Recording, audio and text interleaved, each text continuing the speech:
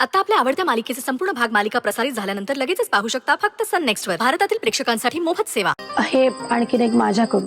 अच्छा. मी मगासपासून बघतोय पण न खाताच गेलात मगाशी पण. सगळ्यांना वाटतंय पण तुम्ही स्वतः खात नाही आहात. नाही, मला इतकं नाही आवडत आईस्क्रीम. काय जगात असं कोण आहे की ज्याला आईस्क्रीम आवडत नाही? नाही, खरंच मला आता इतकं नाही आवडत आईस्क्रीम. आता म्हणजे राणा जायच्या आधी आवडत होतं.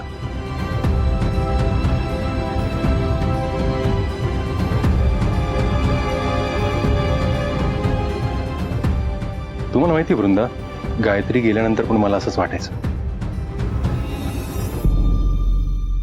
गोडधोड खायला नको, कुठल्याही आनंदात रमायला नको. पण नंतर विचार केला तेव्हा असं वाटतं की या सगळ्या गोष्टींना काही अर्थ नाहीये.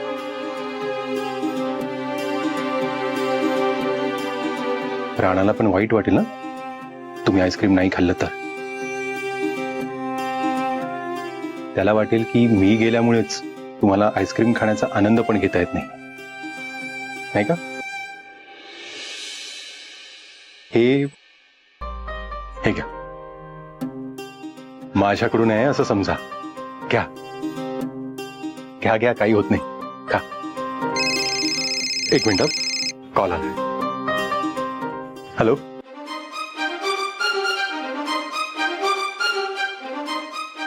हो, उद्याची तारीख आहे, बरोबर.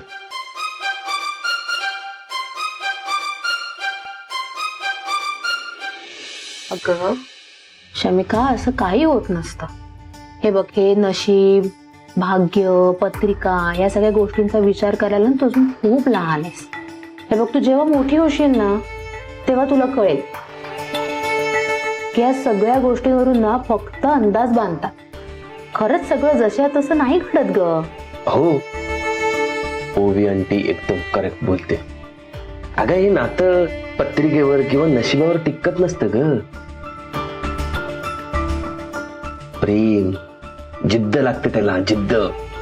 आता मुक्ता आंटीने आकाश अंकललाच घे, त्यांच्यात प्रेम होतं, जिद्द होती म्हणून त्यांनी लग्न केलं. पण पत्रिकेत काय लिहिलं होतं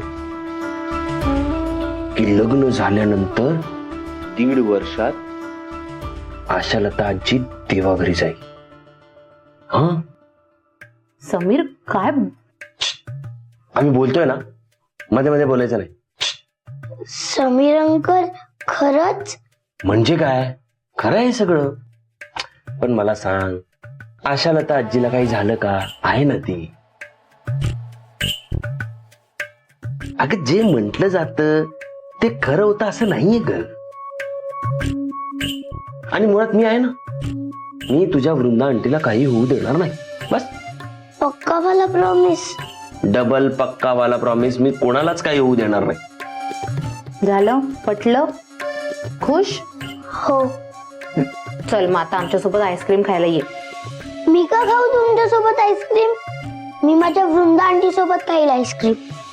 हो का? हा? शहाणी. बघितले कशी? समीर, काय गाई? खरंय का? खरंय? काय काय खरंय? काय झालं ओवी? काय झालं? काय कराय? अरे, तू आता ठमीला सांगत होतास ना की मी मरणार आहे 1.5 वर्षात म्हणून, मुक्त आकाशच्या लग्नानंतर. खरंय का ते?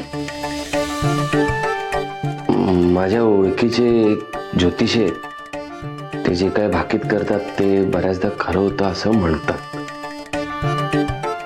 अरे ब्रह्मोकेश्वरा, आधी का नाही सांगितलं रे मला? ऐक, कशाला सांगू मी उगाचच? हा आहे बघ, ते बोललेत म्हणून काय होणारच आहे का तसं काही? आणि लग्न झाल्यापासून तुला काही झालंय का? नाही ना. मग 1.5 वर्ष झाली आहेत का मुक्ता आणि आकाशच्या लग्नाला? अच्छा, एवढे डिटेल मध्ये ऐकलं का तू? ते जाऊ दे रे समीर. ओवे, मला टेन्शन यायला लागले बाबा. आणि मला खरं सांग समीर, हे तू खरं खरं सांगतोयस ना? हा, मस्करी करतोयस का नेहमी सारखी? आहे का मस्करी? तू हवं तर आकाशला विचार.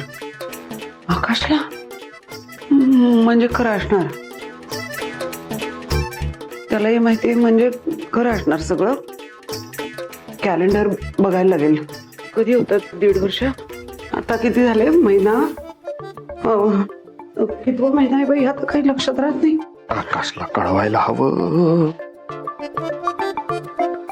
हो, हे खरं आहे का तुला काय खरं वाटलं काय? समीर? म्हणजे खरं नाही. तुम्ही का सांगितलं त्यांना असं? असू दे ग. अहो, असू दे काय असू दे.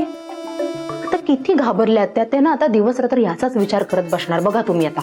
आणि मला तेच हवंय. अहो पण का? अगं आई सतत या विचारात बिझी राहिली पाहिजे तरच बरं आहे. नाहीतर वृंदा आणि अजिंक्यच्या बाबतीत आहे ना ती घोळ घालून ठेवेल. कळलं? समीर तुम्ही पण ना कधी कधी अचानक समोर आलेल्या गोष्टी आपल्याला आपल्यातल्या जुन्या आशा अपेक्षांची आठवण करून देतात. आता त्या आशा अपेक्षा बरोबर का चूक हे कसं कळणार हो? जाऊ दे,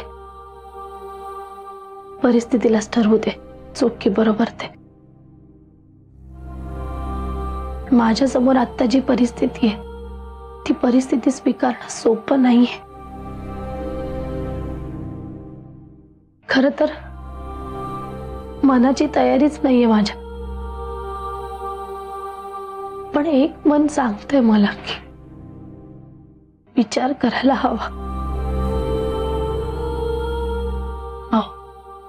माझ्या डोक्यात आता जो काही विचार आहे तो योग्य आहे ना? आपल्या बर्फीसाठी विचार करते मी तो. हे मात्र नक्की मनात येते की आपल्या बर्फीला ती बाप म्हणून एक चांगला माणूस मिळायला हवा. हे वृंदा डार्लिंग,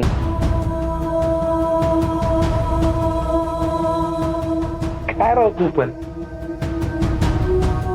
एवढं टेन्शन घेऊन काय होणार आहे? हे बघ, स्वतःसाठी नाही पण आपल्या बर्फीसाठी लाईफ मध्ये पुढे सरकायला पाहिजे ना. तुझं आयुष्य आईच्या मायाशिवाय गेलं